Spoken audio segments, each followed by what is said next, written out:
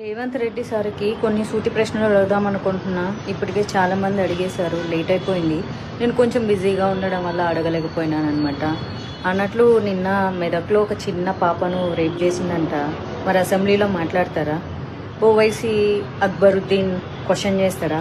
పసిపిల్ల, ఆడబిడ్డ, ప్రాణం, పాపం, అయ్యో అబ్బాస్ తప్పు చేశాడు, శిక్ష విధించండి, దీని మీద మీరేమంటారు రేవంత్ రెడ్డి జీ అని అడుగుతాడా? అన్నట్లు కొడంగల్లో ఒక రైతు ఆత్మహత్య చేసుకొని దానికి కారణం సీఎం రేవంత్ రెడ్డి వాళ్ళ కుటుంబ సభ్యులు అని చెప్పి లేఖ రాసిపెట్టి మరీ సూసైడ్ చేసుకున్నాడంట. వాళ్ళ కుటుంబానికి 25 లక్షలు ఇచ్చిండ్రా? కొన్ని 25,000 ఎవరైనా ఇచ్చిండ్రా? ఆయన ఎవరో కోమటిరెడ్డి వెంకటరెడ్డి అంట. ఆయన పేరు పొద్దు తిరుగుడు పువ్వు అంట. ఎట్ట తిరుగుతాడంట. మరి మీరు ఆ రైతు ఇంటికి వెళ్ళి పరామర్శించి డబ్బులు ఇచ్చారా? అల్లు అర్జున్ చేసింది క్రైమ్ కాదు, ఆయనకు తెలియకుండా జరిగింది. ఆయన దాని మీద ప్రాపర్గా స్పందించకపోవడం ఆయన చేసిన పొరపాటు. తప్పుకి, నేరానికి, పొరపాటుకి చాలా తేడా ఉంటుంది.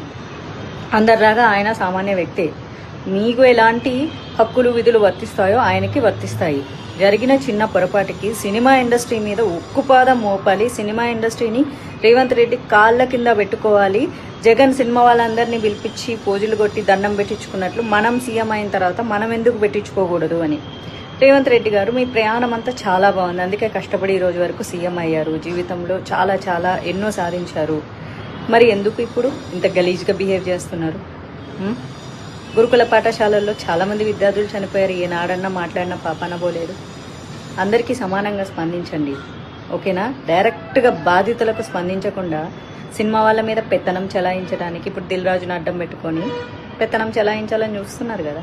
ఏం చేస్తారు? సినిమా వాళ్ళ బతుకులు వచ్చి మీ కాలు మొక్కుతారు.